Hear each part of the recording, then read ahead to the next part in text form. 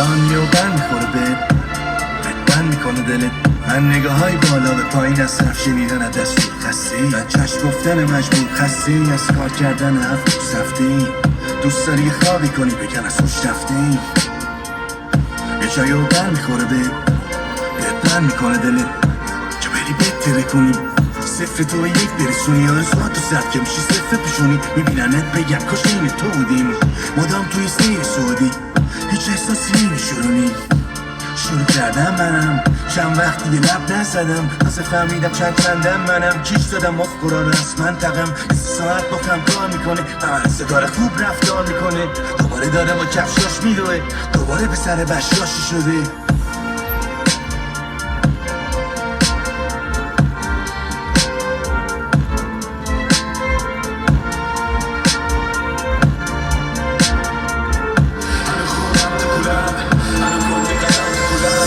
اشریفتم رو خاک روحم، دیدم حالم گله، همون خونه ای که یه روزی بود انتخابم، امروز فقط توش یه رباتم ولش.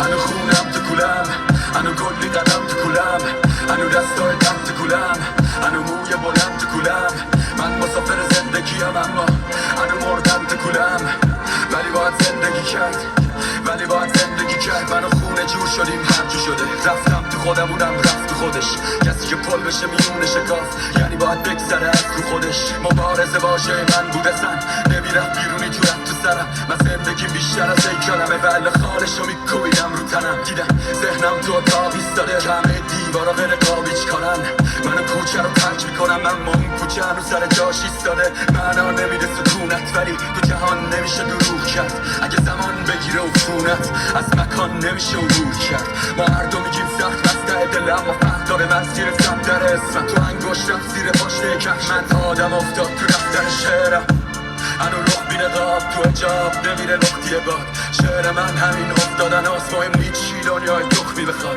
من دیوار بلند پشت خونه که میگرفت جلو نور آزاد رو ندیدم، رول سایه ها آزارم داد، کارگردان این تئاتر رو ندیدم، موی رهای آزادی و قیچی قدرت گرفت از من و ما، به غیر اشکای درخت تصویر بادو ندیدم. هنو خونم تو کولم، هنو کلی قدم تو کولم، هنو دستای دم تو کولم، هنو موی بلند تو کولم.